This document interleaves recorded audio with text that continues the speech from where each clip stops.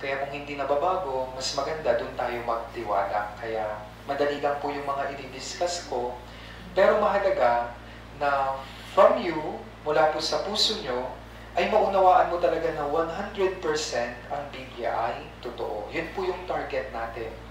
Kasi hindi nyo pa po nakita ang Diyos. Ang mahalaga po ngayon, yung salita niya, siya po ay nahayag sa Biblia, kaya kailangan 100% na magkaroon po kayo ng tiwala at paniniwala na ang Biblia 100% totoo. Kaya before we start, let's all pray. Tayo po muna ay manalangin. Our holy and merciful Heavenly Father, nagpapasalamat po kami for giving us yet another chance to listen to your words. Sana po, Panginoon, ikaw po ang kumilos dito. Through the power of the Holy Spirit, hipuin mo po ang puso at isip ng bawat isa. Buksan mo po ang puso ng mga nakikinig upang maunawaan po nila yung pong mahalagang mensahe na gusto mo pong sabihin sa kanila sa pamamagitan po ng Biblia upang makarating po sila sa tunay na pagsisisi at tunay na kaligtasan. Pangalawang araw na po ng Bible Seminar, and we acknowledge na kung wala po ang tulong ng Holy Spirit, mahirap po naming maunawaan ang mga bagay-bagay tungkol po sa mga malalalim na salita ng Diyos. Kaya nga po, from the beginning to the end of this Bible Seminar, hinihingi po namin, Panginoon, ang inyong patnubay sa bawat isa sa amin. Mahihina po kami, kulang po ng karunungan, kaya nga po, nawa ang Bible Seminar na ito ay ipaunawa mo po sa aming puso. At kung nasa puso po namin ito, ang mga salitang ito ay hindi na po mawawala sa amin. Gabayan mo po rin, Panginoon, ang aking bibig, maipangaral ko lamang ang naaayon sa iyong banal na kalooban. Ito po ang aming dalangin sa pangalan ng Panginoong Hesukristo. Amen. Okay? So let's start right away. First verse, John chapter 14, verse 6. John chapter 14, verse 6. Okay po, pwede po basahin natin sabay-sabay at dahan-dahan. 3, 2, 1. Sinabi sa kanya ni Jesus, "Ako ang daan at ang katotohanan at ang buhay. Sino man ay hindi makakarating sa Ama, kundi sa pamamagitan ko." Sa pamamagitan po ng Tagalog grammar, napakaganda po. Kung idadissect mo po itong sinabi ni Jesus Christ, marami ka pong matututunan. Especially, yung sinabi po niyang, "Ako ang daan. Ako ang katotohanan. Ako ang buhay." Kaya pag sinabi po natin, kaya para mas maintindihan niyo po, sabi niya, "Ako ang daan." Ako ang daan. Ako ang katotohanan. Ako ang buhay. Anong ibig pong sabihin nito? Kung ang nakasulat po dito ay hindi po ang, kundi ay, halimbawa sinabi po niya, "Ako ay daan," ibig sabihin may ibang daan. Kung sinabi niya, "Ako ay katotohanan," ibig sabihin may ibang katotohanan. Kung sabi niya, "Ako ay buhay," may iba pang option. Pero hindi niya sinabi. Sabi niya, "Ako ang daan." Ito pong salitang ito, nagsasabi, siya lang talaga ang daan, ang katotohanan, yung buhay. Anong ibig sabihin nito? Siya lang, sa Kanya lang natin makukuha yung hinahanap ng puso natin, sa Kanya lang tayo makakakuha ng kaligtasan. Kasi nga, siya po yung daan, katotohanan, buhay. No other way. Bakit ko po ito ipinapaliwanag? Many people kasi, ito po ang sabi, "Pastor, okay lang, ako may church na ako. Ang mahalaga, iisa yung Diyos. Iba-iba lang tayo ng daan. Kaya okay lang yun." Mali po. Itong verse na ito ang nagsasabi, isa lang ang paraan, isa lang ang daan, katotohanan, isa lang. Siya lang po. Dito po sa daan na ito, huwag po kayong ma-offend kung kayo po ay dating daan. Hindi pwede. Yung sabi niya, "Ako ang daan." Okay? Kaya ito po ang sinasabi ko sa mga dating daan. Sabi ni Jesus Christ, "Ako ang daan." Wala nang ibang daan. Walang matuwid. Walang dating daan. Malinaw po ito. Next, "Ako ang katotohanan." Ngayon, paano natin malalaman na siya ang katotohanan? Kahapon, John 5:39, sabi niya, sinasaliksik ninyo ang mga kasulatan, itong Biblia, sapagkat iniisip ninyo na sa mga iyon ay mayroong buhay na walang hanggan, at ito ang nagpapatutuo tungkol sa akin. Yung Biblia nagpapatutuo tungkol kay Jesus Christ. Nung sinabi niyang ako ang katotohanan, ito ngayon. Okay? Babagsak tayo sa Biblia. Kaya, Bible only. Biblia lang po tayo. Bakit marami pong mga religion? Although gumagamit po sila ng Biblia. Alam niyo po kung bakit? Ito po yung naging problema. Kumukuha lang po sila ng maliit na parte ng Biblia. Kaya nga, magbibigay po sila ng Bible verse, magtuturo din, interpretation na ang dami na nilang sinasabi, ikukonek nila ito sa mga pinagdadaanan nyo para rin kayo maingganyo, ikukonek nila ito sa gobyerno, ikukonek nila ito sa mga librong sinulat nila. Pero hindi ganun ang turo ni Jesus Christ. Kailangan sa Biblia lang tayo. Huwag na yung iba, kasi siya lang po yung katotohanan. Ulitin ko, yung katotohanan, yan po yung Biblia. John 17 verse 17, ang salita ko ang katotohanan. Bakit mahalaga ang katotohanan? Dapat doon nakaangkla ang inyong pananampalataya. Kasi kung totoo, hindi na ito nagbabago. Alam niyo po, tingnan niyo. Kaya noon, alam ko po, nagsisimba kayo. Pero sa pagpabago-bago, depende sa emosyon nyo. Pupunta ka kung feel mo. Kung hindi mo feel, hindi ka pupunta. May pinuntahan kang grupo na offend ka, hindi ka napupunta. Kasi nga based on emotion and feelings. Pero kahit based sa katotohanan, kahit pagalitan ka dito, magpapatuloy ka kasi alam mo na yung totoo. Kaya dito lang po tayo, katotohanan. Kaya ngayon, wag lang po kayo maniwala na ang Biblia ay totoo, yes. Kaya ang purpose ko po ngayon, o ang target ko po ngayon, yung katotohanan, patotohanan ko sa pamamagitan ng mga ebidensya na ang Biblia ay totoo. Mahalaga po. Kailangan po 100% alam nyo ang katotohanan para hindi po kayo maloko ng kung sino-sino pong nangangaral. Kasi ngayon, ito ang problema. Tingnan nyo po ang verse na susunod. Hayaan ang Diyos ay maging tapat kahit na ang bawat tao'y sinungaling. Look at this. Ang bawat tao'y sinungaling. Kaya lang marami pong mga grupo ngayon, sino po yung kanilang binabandera? Tao. Yung kanilang punong tagapamahala. Yan. Ang aming brother, Kaya ang binabandera lagi nila tao, yung kaalaman ng tao na gumagamit ng Biblia. Pero, madidisappoint ka, bakit bawat tao'y sinungaling? Kaya ang malaga, yung Diyos. Sa English, mas maganda, let God be true. Ang Diyos ay totoo. Sola Escritura. Doon ka lang sa Biblia. Sa Diyos lang tayo, wag sa tao. Kaya puro tayo Bible seminar. Bakit pa ulit-ulit ito po? Parang na po ito, summary ng buong Biblia. Kaya nga uulitin ko po, mahalaga na mag-focus po kayo sa totoo. At huwag din po kayo mag-focus sa preacher. Okay? Ito po, kung nakikita nyo yung Biblia, napapaliwanag niya yung Biblia sa pamamagitan ng Biblia, makinig kayong mabuti. Okay? Kaya mahalaga po yung katotohanan. Tapat ang Diyos. Kaya kung nakaangkla ang iyong pananampalataya sa Biblia, sa Diyos, hindi na yan magaganon-ganon. Pero dati, bakit ka nagaganon-ganon? Kasi hindi mo pa alam ang totoo.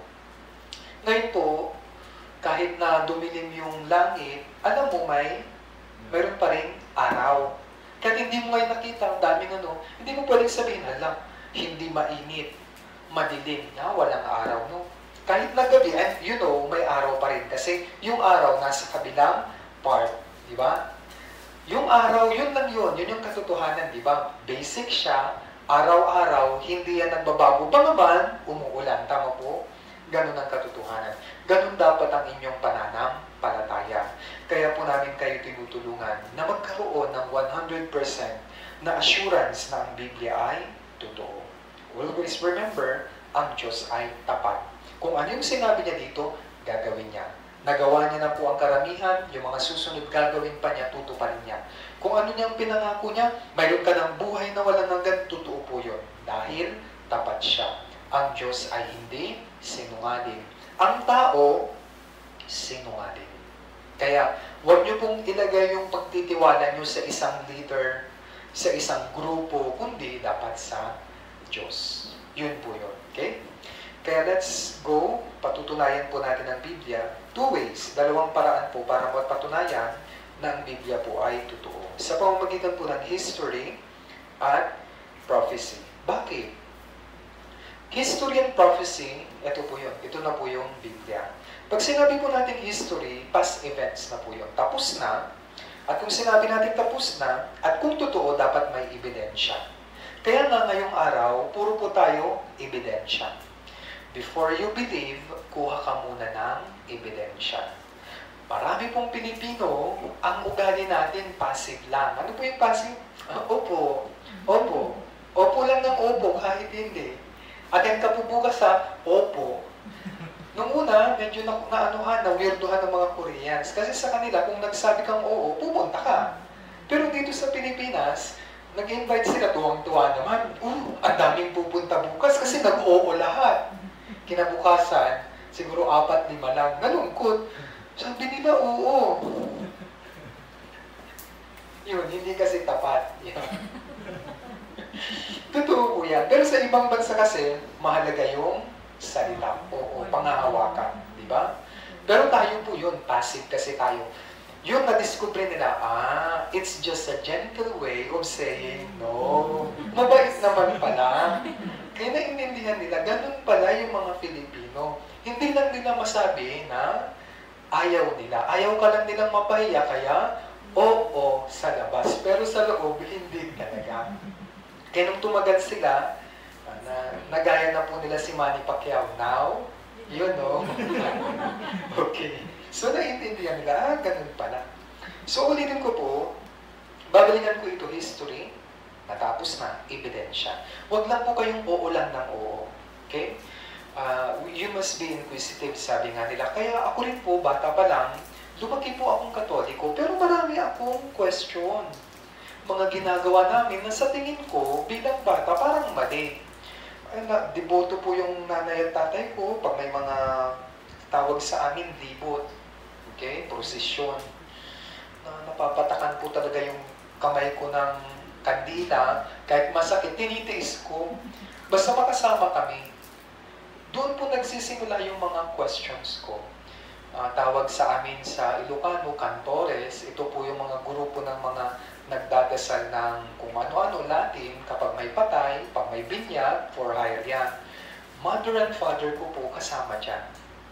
Latin, gaya ng sinabi ko, tinatanong ko sila, naiintindihan nyo ba yan? Pero walang sagot. And that's why, ito po yun.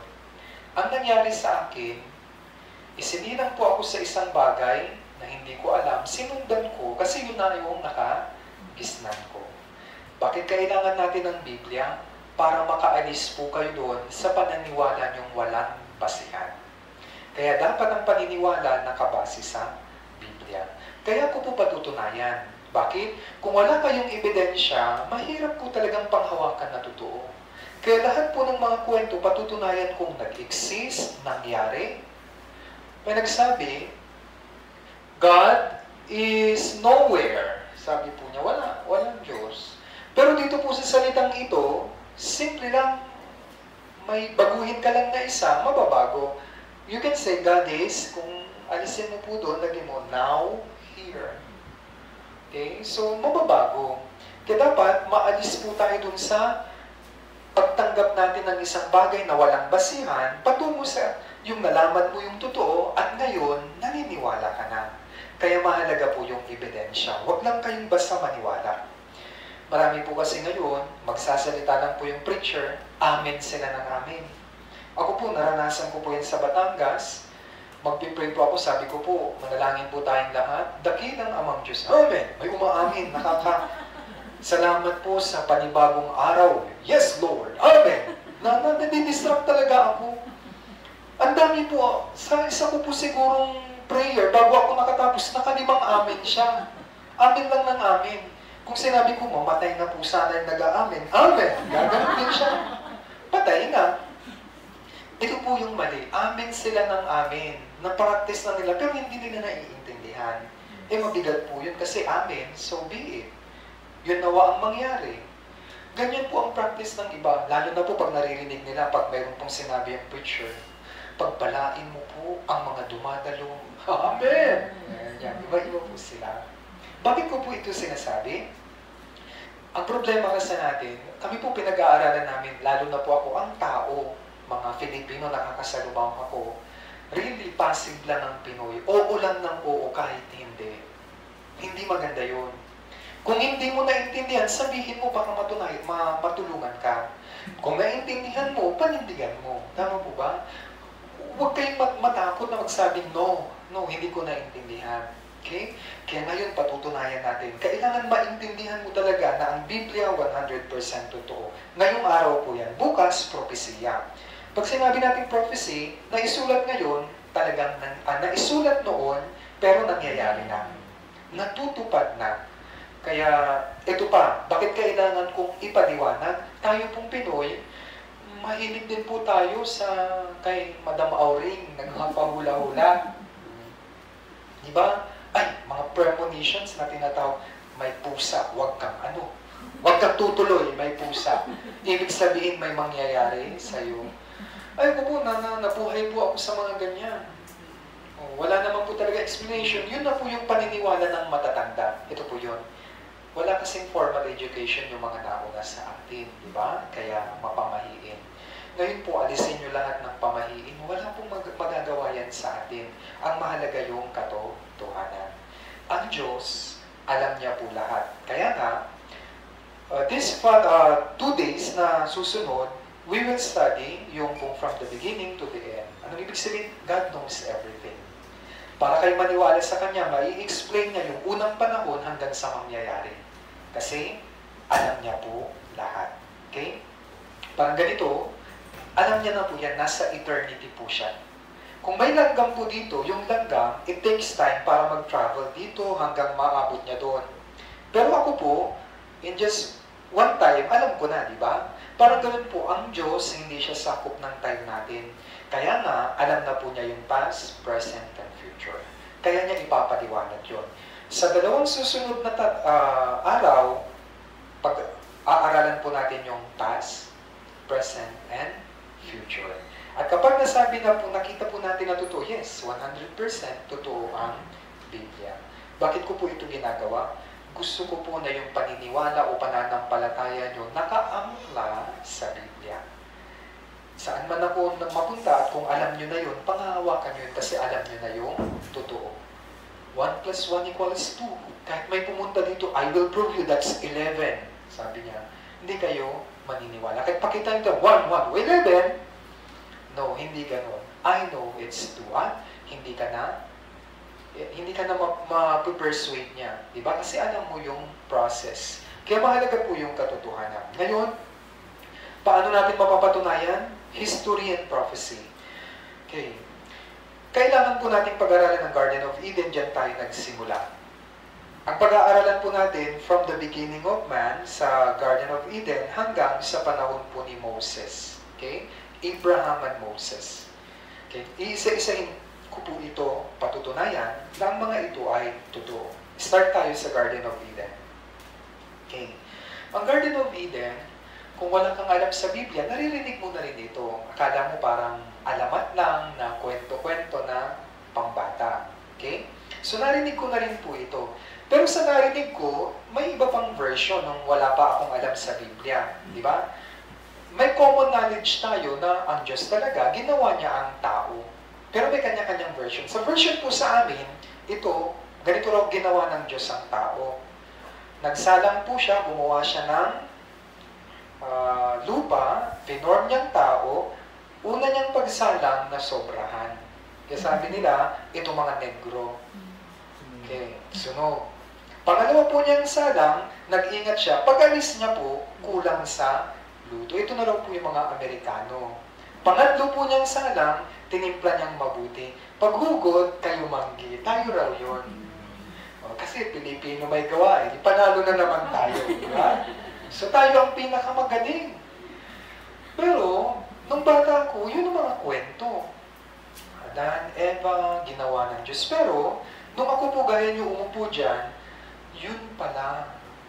Nobody taught me. Buti na lang nakaupo ako sa Bible seminar. Iyan pala ang katotohanan. Totoo pala yung Garden of Eden. Hindi siya alamat, kundi katotohanan kasi yan po ang unang kwento ng unang dalawang tao na ginawa ng Diyos. Tingnan po natin sa Genesis chapter 2, verse 7 at verse 8. At nilalang ng Panginoong Diyos ang tao mula sa alabok ng lupa, at hiningahan ang mga butas ng kanyang ilong na hininga ng buhay, at ang tao ay naging buhay na kaluluwa. Naglagay ang Panginoong Diyos ng isang halamanan sa silanganan ng Eden, at inilagay niya roon ang taong kanyang nilalang. Pinrovide na po ng Diyos lahat-lahat. Kahapon creation. Ginawa po niya yung buong universe, ginawa po niya yung ating earth, naghanda po siya ng plants and animals, and then lastly, bago siya magpahinga, man and woman. Pinrovide po niya lahat. Nilagay niya po sila sa isang lugar na tinatawag na Garden of Eden. Ito po yun. Okay? Sila po yung dalawang unang tao. However, ito po yan dapat maintindihan nyo. Kasi may mga pilosopo, bakit ang Diyos, bakit niya tinukso sila Adan at saka si Eva? Bakit pa naglagay ng mansanas dyan? Hindi po yun mansanas, okay? Wala pong mansanas sa Biblia. Kasalanan ito ng Diyos, sabi nila. Ito po yun. Meron po tayong free will. Kakayahang mamili. Hindi tayo ginawang robot ng Diyos. Kaya siya nag-uutos ngayon, Adam and Eve, mayroong isang punong kahoy sa halamanan ng Eden. Hindi po siya mansanas, ha? Ang tawag po natin, tree of the knowledge of good and evil. Mula sa punong yan, yung bunga, huwag niyong kakainin. Kasi sa araw na kainin nyo yan, mamamatay kayo. Yan po ang utos ng Diyos sa kanila. Bakit? Ang Diyos, kailangan niya po ng object ng kanyang pagmamahal. Pag wala ka pong object ng love, love is nothing. Tama po. Halimbawa, kung ako lang mag-isa, paano ako magmamahal? Diba? Ngayon may object siya ng love, and in that love, binigay po niya yung freedom. Kayo ang mamili. Kaya siya naglagay po ng punong kahoy doon para makita niya kung ibabalik ng tao at may kakayahan ng tao na mamili kung ibabalik niya yung pagmamahal ng Diyos sa kanya. Love should be give and take. Tama? If it's one-sided, mahirap yun. Kaya gusto ng Diyos na yung pag-ibig na ito ay magkaroon sa pamamagitan niya at sa tao. Ang problema ito po yun. Sobrang dali ng commandment ngayon. Bakit? Lahat naman pwede nilang kainin maliban sa isa. At kahit maraming puno, hindi lahat santol. Kung santol lahat yun, mahirap talaga. Santol ngayon, santol bukas, wala na. Hindi, sobrang dami po ng makakain nila. Iba't ibang variety. Except one. However, di sila nakinig sa Diyos. Alam niyo po yung kwento, kaya nagkasala po ang tao. Adan at saka si Eva, actually, diyan nagsimula lahat ng kasalanan. Yan pong kwento nila ay magsisimula sa Genesis chapter 2. Pagpasok ng Genesis chapter 3, ang pamagat ng Genesis chapter 3, fall of man. Okay? Ano po yun? Siniway nila ang Diyos, kinain nila po yung bunga ng punong kahoy ng pagkakilala ng masama at mabuti. Sabi ng Diyos, sa araw na kainin mo yan, mamamatay ka. Anong ibig sabihin ng Diyos? Kapag kinain nyo yan, ang ibig sabihin ng kamatayan, mahihiwalay na kayo sa akin. Separation. Hindi po literal na namatay. God is Spirit, sila po ay may Espiritu. Nawala po yung relasyon ng Espiritu nila sa Diyos kasi pinili nilang magkasala. Pumasok po yung kasalanan. Kaya po sila spiritually nahiwalay sa Diyos. Anong consequence? Labor and death. Pinalayas po sila ng Diyos sa halamanan ng Eden. Genesis 3, 16 to 19. Tingnan niyo po. Sinabi niya sa babae, pararamihin ko ang paghihirap mo sa iyong paglilihi, manganganak kang may paghihirap. Ngunit ang iyong pagnanais ay para sa iyong asawa at siya ang mamumuno sa iyo. At kaya Dan ay kanyang sinabi, sapagkat nakinig ka sa tinig ng iyong asawa,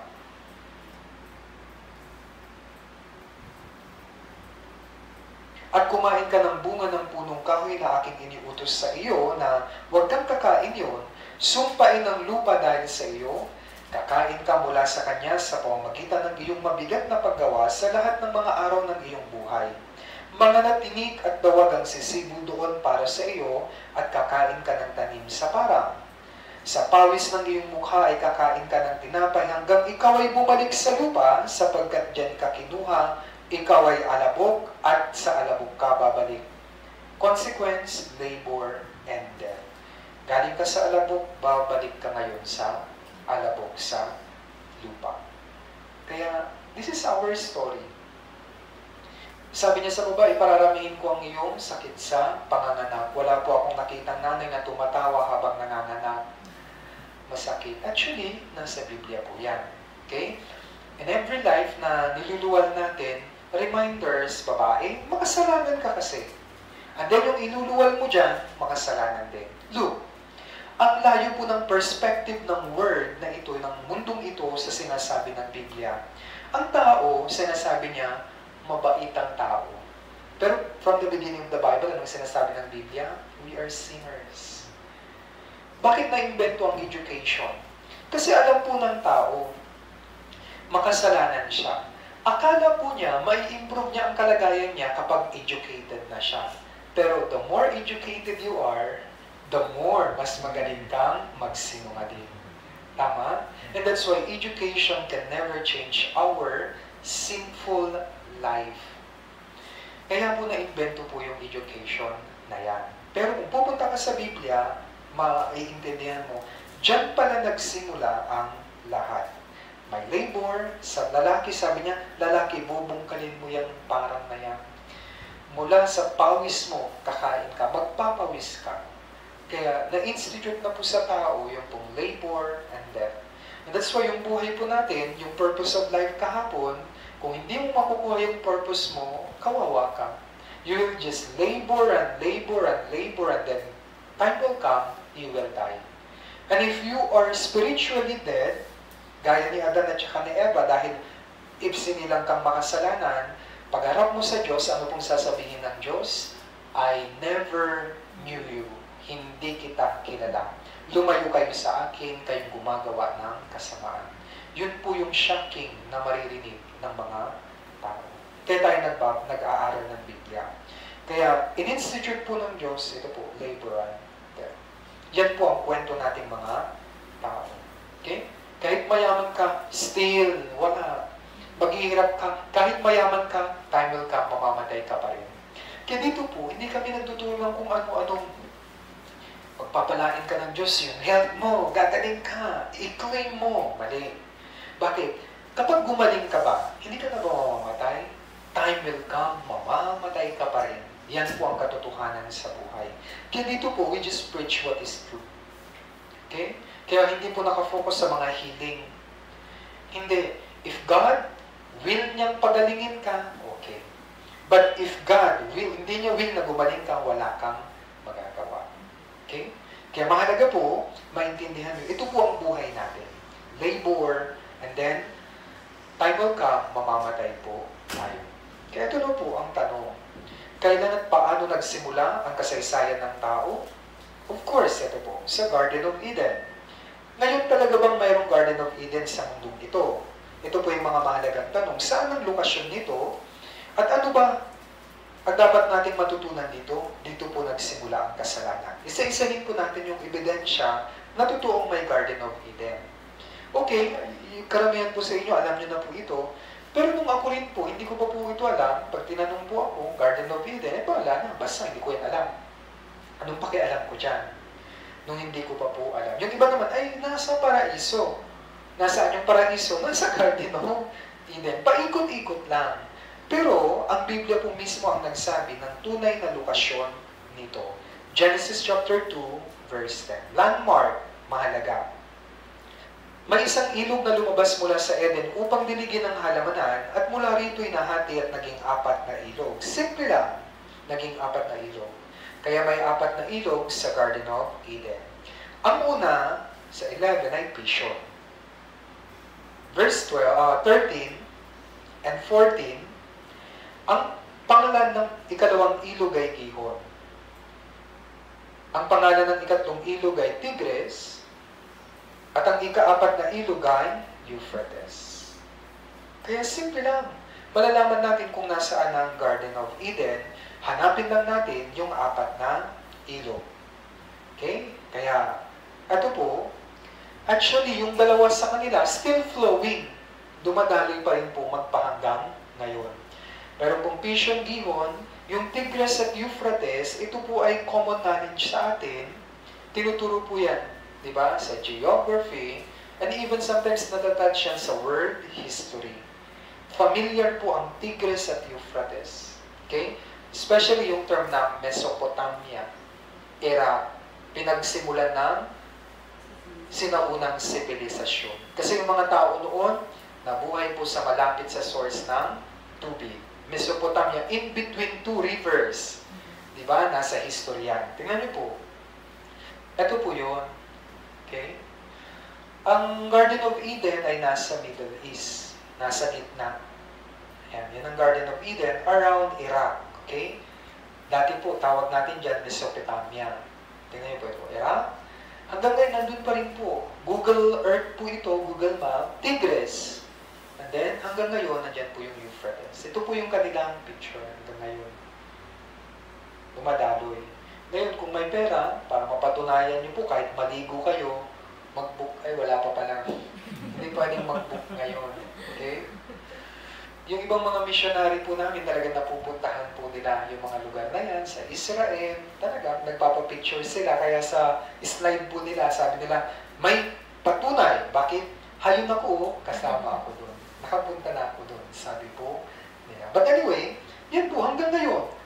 Kaya masasabi natin, yan po ang location ng Garden of Eden. Ang problema ngayon, wala po yung Pishon at Gihon. Yung dalawang ilog na lang. Kaya noon po mahirap. Yung mga scholars, pinilit po nila, saan yung Pishon at Gihon? Pero alam niyo po, ang galing po ng technology. 1981, ang NASA nagpalipad po ng isang misyon sa kalawakan, Space Shuttle Columbia, tawag po nila. Kasi itong US noon, akala nila meron pong tinatago si Saddam Hussein na mga nuclear weapons sa ilalim ng disyerto. Kaya nagpalipad po ang NASA ng Space Shuttle Columbia. Ito po ay may kakayahan na kumuha po ng picture through radar system sa ilalim ng disyerto. Kaya inisa-isa po nila yan. Parang spy at kinunan po nila ng Landsat, using Landsat satellite, ito po ay may kakayahan, i-picture ang nasa ilalim ng disyerto. Yun po kasi ang isip nila, may tinatago si Saddam Hussein. Maaari narinig nyo po, kala nila meron siyang nuclear weapon, pero alam nyo po, through the Landsat satellite, doon po na-discover yung dalawang nawawalang ilog. Kaya nahanap na po yung pong Garden of Eden. Yan po talaga ang lokasyon niya. Okay? Ito po, para ma-reinforce po yung material natin, ito po video clip. Middle East, Vietnam, Silangan. Sa loob ng maraming siglo na natiling paksa ng debate ng mga archaeologists, theologians at mga dalubhasa ang tunay na kinaroroonan at kung totoo ba talaga ang sinasabi ng Biblia na Garden of Eden. Ayon sa sinasabi ng Biblia sa aklat ng Genesis, may isang lugar o paraiso kung saan nilagay ng Diyos ang unang mga tao, sina Adan at Eva. Subalit totoo nga ba ang paraisong ito ng Garden of Eden na inakala ng mga tao na isang alamat o mitolohiya lamang? Kung titignan natin ang Garden of Eden, masasabi natin na talagang may physical na paglalarawan kung saan ba talaga ang lokasyon nito. Eksaktong sinasabi ng Biblia na may 4 na ilog sa Garden of Eden. At sa katunayan, pwede natin itong saliksikin at puntahan. Ang dalawa sa mga ilog na ito, ang Tigris at Euphrates, ay dumadalong pa hanggang ngayon sa Iraq. Ang dalawa pang mga ilog na sinasabi sa Biblia ay hindi masyadong malinaw sapagkat wala na ito doon. Noong 1981, May mga pagsasaliksik na napatunayan sa tinatawag na Karun River mula sa Iran na dumadaloy at kumukonekta sa Ilog Euphrates. At noong 2010, na-verify gamit ang satellite imagery ang isang tuyong ilog na nasa ilalim ng disyerto at tinatawag itong Wadi Batan at kumukonekta din sa Euphrates. Subalit ang mga ito ba ang siyang binabanggit ng Biblia na Pishon at Gihon? Ang dalawang nawawalang ilog na nakasaad sa aklat ng Genesis. Sinasabi na may isang ilog na lumalabas mula sa Eden at mula rooy nahati at naging 4 na ilog. Kung pupunta tayo sa Iraq, napakalinaw, naroon pa rin ang dalawa, ang Tigris at Euphrates.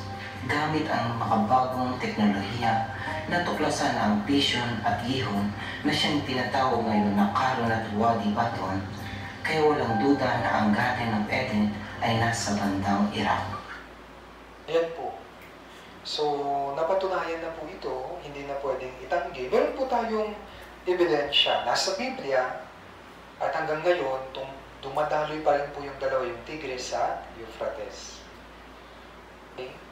Kaya lang ang problema, of course, ang isip natin kapag sinabi natin Garden of Eden, may mga halaman, may mga punong kahoy, mayaman po sa mga prutas, marami pong makikita. However, pag pupunta po kayo sa Iraq, ay hindi ganoon. Wala kang makikita po doon na mga maraming hayop, mga punong kahoy. Bakit? Ito po yun. Okay? Ang Garden of Eden, dahil dyan nagsimula ang kasalanan, sinumpa po ito ng Diyos. Sabi po, ito po sa Eden, ibababa ka kasama ng mga punong kahoy sa Eden sa pinakamalalim na bahagi ng lupa. Kaya binagsak po ito sa ilalim ng lupa. Para maintindihan nyo, parang ganito po yun. Napakarami po yan. Okay?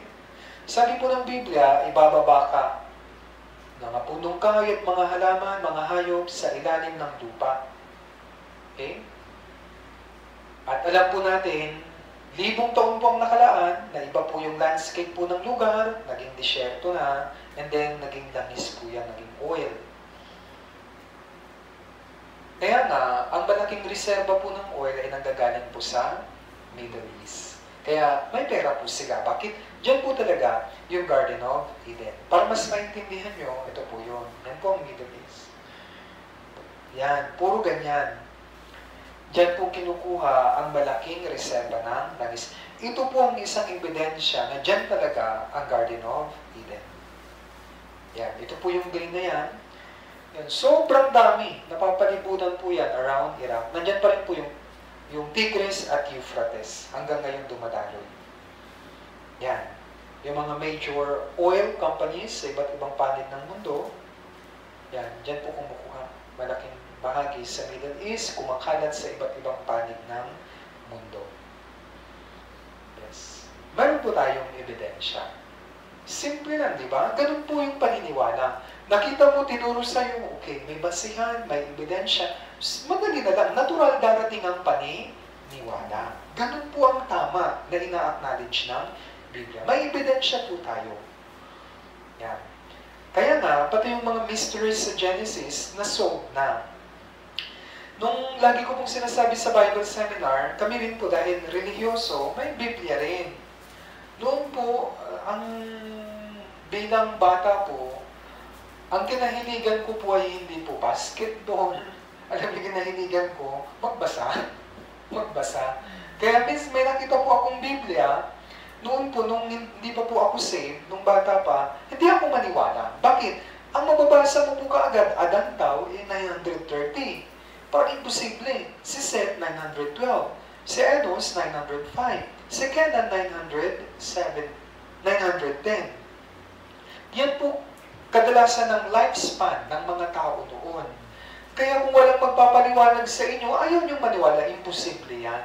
Kaya maraming tao ayaw maniwala sa Biblia. Pero alam niyo po, kung may magpapaliwanag, ito po ang sagot sa Genesis 1:7. Nung ginawa ng Diyos ang kalawakan, mayroon pong tubig na nasa ilalim ng kalawakan mula sa tubig na nasa itaas ng kalawakan. Sa English, mas maganda firmament para po siyang bulak. Pag sinabi natin firmament, Noong unang panahon po, sa panahon nila Adan, mayroon pong tubig na nakabalot. Mahalagang bagay po yan. Kaya nga, sa panahon po nila, walang summer, walang winter. Perfecto po ang klima. Okay? Kaya maganda po yung buhay nila. Umaabot po ng 900 years. Bakit? Pati yung kinakain po nila. Hindi pa po nabababoy ang katawan ng tao. Hindi sila kumakain ng nakakasama sa kanila, maganda ang klima. Kaya naturally, dahil sa tubig na yan, protektado po sila, mahaba ang buhay o yung haba ng buhay. Yan. Hindi kasi nakakapasok yung pong high frequency waves. Yung low frequency lang ang nakakapasok. Yung harmful, yung high frequency, ultraviolet rays, X-ray, gamma rays, hindi siya makapasok. Sa engineering principle, lagi ko pong sinasabi, yung low frequency waves, ganyan lang po, para ma-imagine nyo, kaya nakakapasok yan mula sa araw. Pero mayroon pong high frequency, malaki. Yan po yung hindi maganda sa kalusugan natin. I-try nyo pong ma-expose sa X-ray, di ba? Hindi maganda, sabi ng mga doktor. Hindi ka pwede, Dok, pwede araw-araw X-ray. Minsan may mga promo ang mga ospital. Alam niyo po binibigay na promo? X-ray. Ang daya. Talaga naman, gamitin ko yan araw-araw. Free X-ray. Talaga naman. Meron pa. Minsan nakakaloko rin, sabi ko. Papatayin pa ako ng mga to, bibigay yung free. Gamot na lang sana o yung consultation. Pero alam niyo po yung promo talaga? X-ray. Unlimited. Talaga itong mga to, sabi ko. Hindi po maganda yan. Actually, ngayon, dahil sira na rin po yung ozone layer, lagi sinasabi ng mga scientists, pwedeng magkaroon na po ng cancer sa balat dahil po sa init. Yung pong high frequency waves mula po sa araw, actually, really harmful po yan. Number one, buti na lang, kahapon sinabi ko po yung OR, electromagnetic wave na nakikreate ng Earth, na poprotektahan po tayo. Dahil meron pong ozone layer, kaya lang matanda na yung mundo, at binagsak na po ng Diyos yung tubig, kaya pumapasok na po ito unti-unti.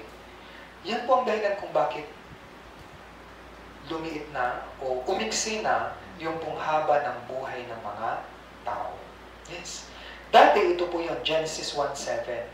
Mamaya, ipapaliwanag ko, dahil sa kasalanan ng tao, pinarusahan ng Diyos sa panahon ni Noe yung mga tao. Kaya ibinagsak niya po ito sa mundo. Ginunaw niya po ang mundo sa pamamagitan ng tubig noon. Dati, sa panahon ni Adan, meron pa, hindi nakakapasok yung pong high frequency, harmful rays, kaya even mga hayop, malalaki po. Ito po, 1 meter po yung wingspan. Ito po ay actual na fossil na nakuha sa Middle East. Hindi po yan maitatanggi, fossil po yan. Fossilized na po siya, nakuha po nila. May mga malalaki pong punong kahoy. Yung mga punong kahoy sa Garden of Eden, hindi gaya ng mga punong kahoy ngayon, maliliit po yan. Yun po sa Sequoia Park, mayroon pa pong mga malalaking puno, yung pong diameter niya, napaka. O yung circumference, ilang tao dyan ang magsasama-sama. Yan. May mga bakas po ng paa. Yan. Kaya gustong-gusto pong puntahan ng mga archaeologists, even yung mga pelikula, yung Middle East, dyan sila nag-shoot kapag ang tema po nila ay kumukuha ng ebidensya sa Middle East. Yan. Yung mga dinosaur, parang wildest dream na lang natin, pero nag-exist po talaga yan. Bakit? Nahukay talaga po yung mga buto nila. Yes. Ito po, totoo po ito. Yung mga tao noon, sila Adan at saka si Eva, hindi po natin kahay. Kaya nga mahaba ang buhay nila kasi pati yung taas po nila, hindi ganito sa atin. Papakita po. Ito po nahukay na, ito po, yung buto, mula po sa tuhod hanggang dito po sa hip. Okay? Kaya simple lang, pag i-calculate po natin, kasi mayroon pong ratio and proportion yung mga buto natin, yan. Yung tao noon, ito, kilala niyo po siya? Si Kai Soto. Si Soto, kalahati lang ng tao noon. Ito po si Pia Bershba. Ito na po yung tao. Ito po, nahihigantian na tayo sa kanya. Di ba? Tangkad naman ito. Pero yung tao noon, Ito po, calculation, around 14 feet po sila. Okay? Kaya mahaba ang buhay kasi nasa Biblia po yan. Okay? Genesis 6 verse 4. Yan. Higante. Ang mga higante ay nasa lupa ng mga araw na iyon at kahit pagkatapos noon. Sila ang naging anak ng makipagtalik ang mga anak ng Diyos sa mga anak ng tao. Higante. Matangkad. Ibig sabihin. Kaya kung titignan niyo po, kaya nga, kung titignan niyo po ang Biblia, madali na lang maniwala, kaya pala mahahaba ang buhay nila. At yung pong panganganak noon, kahit ilan yung anak nila, kaya po nila. Okay? Tingnan niyo po, ito po yung tao ngayon, yan po yung tao noon. Kaya nga mahaba ang buhay nila. Yes. Okay, so tapos na po tayo. Dito tayo. Mahalaga, natutunan nyo, totoo pala. So ngayon, anong kinalaman nito sa akin? May aral po yan. Sa Bible Seminar, lagi ko pong sinasabi, tayo mga Filipino, mahilig po tayong manood ng mga pelikula. Yung iba, libangan lang. Pero kung titignan mo, yung ibang pelikula, may magaganda po silang aral na matututunan. Ito po, tinatanong ko lagi, gaya po sa Spider-Man. Ano po yung aral doon? With great power comes great responsibility. Sa Encantadia, ano yung aral? Wala. Okay, yun po yun. Okay? So, ano ang aral dito? Genesis 2:17, dito nagsimula ang kasalanan. Subalit mula sa punong kain ng pagkakilala ng mabuti at masama, ay huwag kang kakain, sapagkat sa araw na ikaw ay kumain yun ay diyak mamamatay ka. Yan ang utos ng Diyos. Pero sa chapter 3, kaya nga nagkasala ang tao, fall of man ang tawag. Verse 4, subalit sinabi ng ahas sa babae, tiyak na hindi kayo mamamatay. Kaya ano pong ginawa? Verse 6, kaya't nang makita ng babae na ang bunga ng punong kahoy ay mabuting kainin, nakakalugod sa paningin na dapat nasain upang maging matalino, siya ay pumitas ng bunga nito at kinain ito. At binigyan din niya ang kanyang asawa na kasama niya at siya ay kumain. Nilabag po nila, sabi ng Diyos, mamamatay ka. Nung kinain po nila, physically, hindi sila namatay. Ang ibig sabihin na namatay, yung spirit nila. Sa Biblia, pag sinabing kamatayan, separation. Nahiwalay na po sila sa Diyos. Kaya mga kababayan, lahat tayo ay isinilang physically alive, but spiritually dead. Ito po yun. We have body, but still, ang pinakamahalaga, we have spirit. Okay? Yung spirit po yun, nawala sa Diyos. Yung ibig sabihin, naputol na ang relasyon natin sa Diyos. Kaya sabi niya, mamamatay kayo, ito po ang namatay. Yung katawan nila, nabuhay pa nga sila ng si Adan, 930 years. Pero, wala na. Putol na po ang relasyon niya sa Diyos. Dahil po sa kasalanan. Kaya nga, nung pumarito ang Panginoong Hesus, ito kaagad ang turo niya. Na maliban ang isang tao ipanganak na muli, ay hindi niya makikita ang kaharian ng Diyos. Anong sabi niya? Katotohanan. Wala ka nang magiging question kasi yan ang totoo. Sinabi po niya katotohanan. Kung sinabi po niya, ito, pwede naman, option lang ito, hindi naman ito totoo, huwag na tayong maniwala. Pero sabi niya, sa English po, truly, truly, or assuredly, assuredly, inuulit po niya. Ito yung totoo. Kung hindi ka na born again, hindi mo makikita ang Diyos. Ngayon, marami pong tao nagtuturo niyan, born again din daw. Ang born again po sa kanila, basta tanggapin mo si Kristo, hindi ganoon. Hindi po. Dito po sa conversation ni Jesus Christ at Nicodemo, wala pong sinabi si Jesus Christ, Nicodemo, gusto mong ma-born again? Tanggapin mo si Kristo. I-accept mo. Believean ko. Wala po. Wala po. Kaya, maintindihan po nyo dapat, huwag kayong padaya, kasi marami po ngayon, especially sa panahon natin, born again din kami. Marami po, kaya lang, nakakalungkot, hindi po talaga. Malalaman nyo po ang tunay na born again sa hindi. Yung mga hindi po, saan sila naka-focus? Kantahan, mga activities, kung ano-ano. At yun po, may altar call, tatawagin ka nila.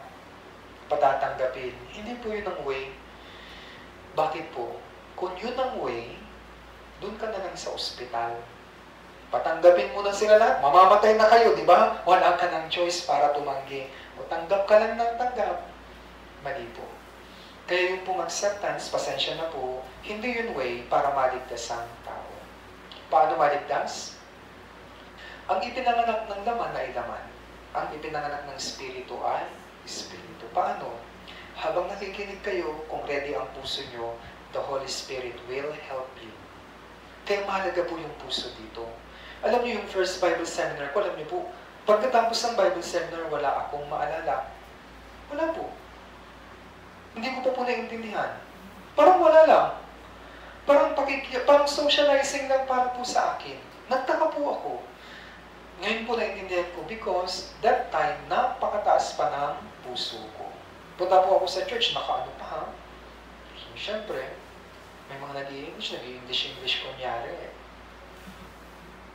Mataas po. Na nagkukwento ko po yan. Lagi. Mataas yung puso. Noon po, nakikita ko po si Pastor Lee. So, nag-ano po sila. Di ba yung kinakausap? Magkakausapin ako, kakausapin. Pag hindi ako kinausap, di ko ito kakausapin. Pilipino ako. Sige dito, mga dayuhan sila. Rin po ako. Nakikinig po ako, pero naaalala ko po yung unang-unang Bible seminar, walang natira. Bakit kaya? Wala akong naintindihan. Pero yun ano, kinulit ako ng kinulit at may umiyak talaga po sa harapan ko. Sige na nga. During those times, parang nag-isip na rin po ako. Kasi ito po yun. Bakit umiiyak ito? Bakit parang nagmamakaawa sa akin na maligtas ako? Yun po yung nagtanong ako. And then nakita ko po yung inaasikaso po ako lagi. Inaasikaso kami, pinapakain. Parang ang sasaya nila. Kaya unti-unti po. Unti-unti. Hanggang sa nakinig po ako, maaari nakita na ng Diyos, ready na rin po yung puso ko. And then such time, naintindihan ko po. Kaya uulitin ko po, kahit nandyan po kayo, sana po ipag-pray nyo na, Panginoon, kayo bahala sa puso ko. Sana maunawaan ko ang salita nyo. Kasi, ang ma-born again ay isang personal na experience. Totoo pala ang Biblia. Ganun pala ang pag-ibig ng Diyos. Salamat po. Naintindihan po yun. Kaya hindi mo yun makakalimutan. Yung araw na yun, imposible mo makalimutan. Okay? Sana po, this week ay maging memorable po. Na unti-unti talagang naiintindihan ng puso nyo, ganun pala ang salita ng Diyos. Kaya nga, you must be born again. Bakit ko ipinaliwanag ang Garden of Eden? Totoo. Kasi dyan po nagsimula yung problema ng bawat tao. Dyan namatay ang espiritu. Ibig sabihin, dyan napahiwalay ang tao sa Diyos dahil sa kasalanan. Inote po yung pangyayaring yon ni Apostol Pablo. Sa Bagong Tipan, Roma 5:12, kaya kung paano sa pamamagitan ng isang tao, ito po si Adan, ay pumasok ang kasalanan sa sanlibutan. At sa pamamagitan ng kasalanan ay ang kamatayan. Kaya't dumating sa lahat ng mga tao ang kamatayan, sapagkat ang lahat ay nagkasala. Okay. Nung ipinanganak kayo, meron po ba kayong option kung sino yung magiging tatay nyo? Wala. Di ba? It's beyond our control. Ito po, pagkasilang po natin, yan, makasalanan na. Bakit? Nagsimula po sa dalawang tao, Adan at saka kay Eva. Pero ito po sa Biblia,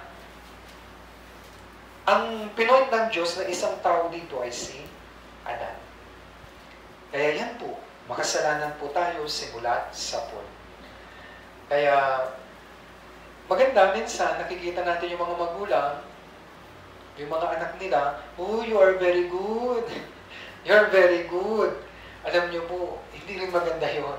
Time mo kamakanan ng bata, okay ako. Kaya minsan hindi na nila hinahanap ang Diyos. Actually, pero hindi mo naman po, baka mayroon kayo, bata pa. Alam mo anak, makasalanan ka talaga. Hindi naman po, hindi ko sinasabing ganon. Pero yung method ng tao ngayon, contrary na kasi sa Biblia. Ayaw ng mamalo, ng mga nanay, And then, they say, you are good, anak. Oh, you are good, you are good. Kaya nga mahirap na po. Iba na ang tao ngayon. Pero kapag ang tao nakita niya na mahina siya at makasalanan, lalapit po yan sa Diyos. Sa inyo po, I'm happy, nagtsatsaga po kayong pumunta. Hindi ko po in-expect na talagang magpapatuloy kayo. Yung iba po kasi talaga, pag, pag mataas ang puso, pagbibigyan ka lang nila, sa aming experience, session 1 lang. Session 2, wala na. Kasi nga, medyo mataas pa yung puso. Nakikita ko po, okay po ang puso natin, magpatuloy lang po kayo. Para maunawaan po ninyo. Ulitin ko po, mahalaga ang puso po dito. Okay? Yan po ang Garden of Eden. Next, Noah's Ark. So pagkatapos po ng kwento ng Garden of Eden, sabi ng Diyos, pinaalis sila sa Garden of Eden. Hindi sila pwedeng manirahan kasama ng Diyos. Bakit? May kasalanan na sila. Doon na po nagkaroon ng population at parami na po ang tao. Pero pagdating po sa panahon ni Noe, yun na. Dumami ng dumami ang tao, pero dahil makasalanan ng mga tao, tumindi na po ang kasalanan. Kaya, nag-decide ang Diyos, lilipulin ko na lang sila. Totoo po. Genesis 6, verse 5 to 6, nakita ng Panginoon na napakasama na ng tao sa lupa. At ang bawat haka ng mga pag-iisip ng kanyang puso ay palagi na lang masama, nalungkot ang Panginoon. Nung ginagawa niya po, sabi niya, very good, it is good. Pero alam niyo po, ilang chapter lang, nalungkot na siya. Bakit?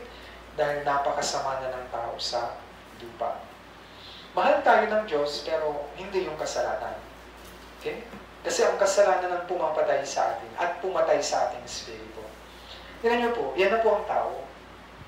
Sari-saring kasalanan na po, marami na po. Marami rin po ang population nila noon. Bakit? Kasi malalakas ang mga tao. Madali po silang manganak. Kaya nagbabala na ang Diyos.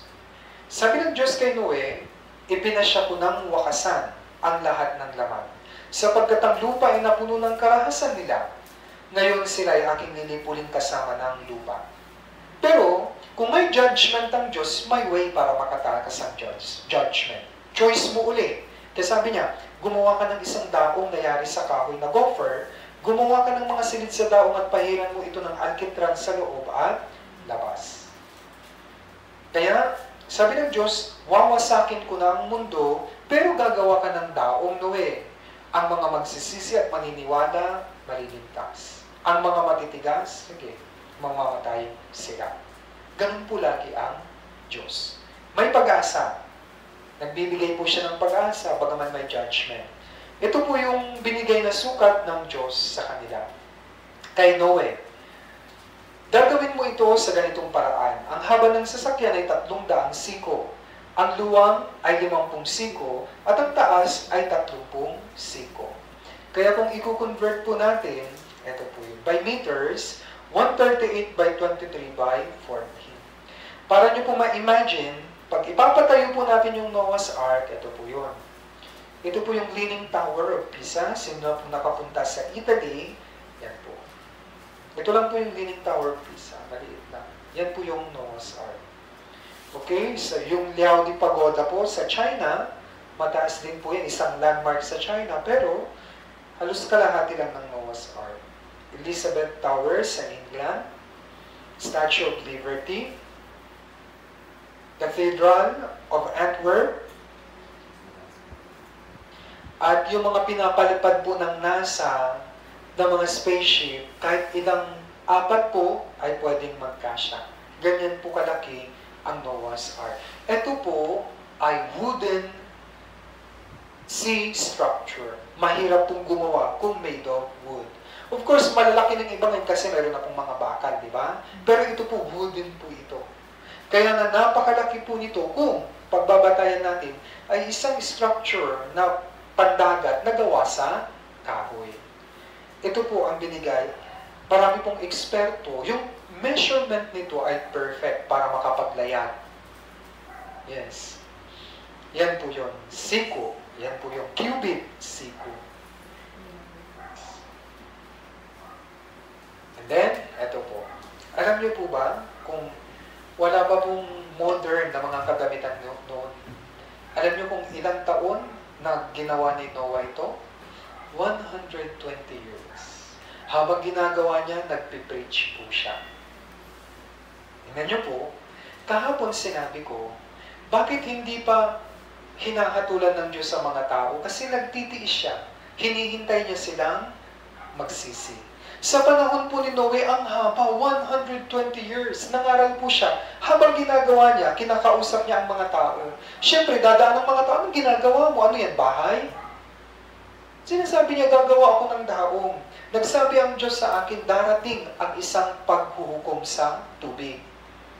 Yung iba nakikinig, pinagtatawanan siya. Kasi sa panahon po ni Noah, they never experience rain. Kasi perpekto po yung mundo. Halumigmig, sabi ng Biblia, ibig sabihin, parang yung dew lang kapag umaga. Pero never na umulan.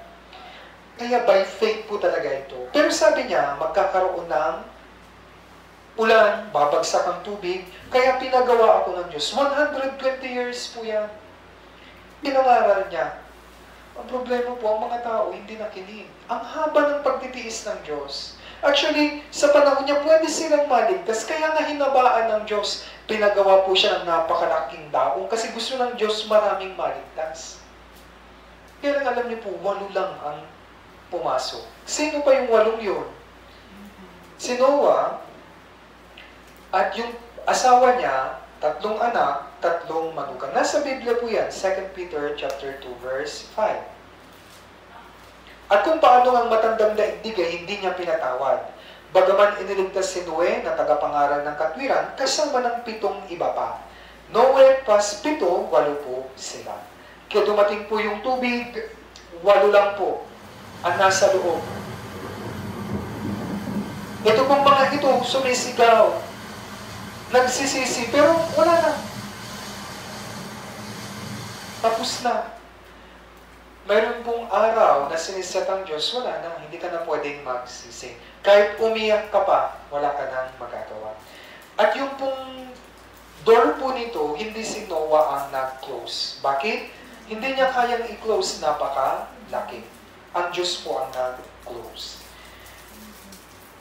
Umulan po noon, 40 days and 40 nights. Okay?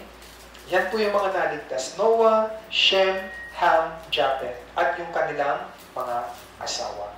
8. Okay. Ngayon, patutunayan natin ang totoo. Nung bumaba na raw yung tubig, humupa na, Genesis 8 verse 4, pwede po basahin po ninyo ng sabay-sabay? 3, 2, 1.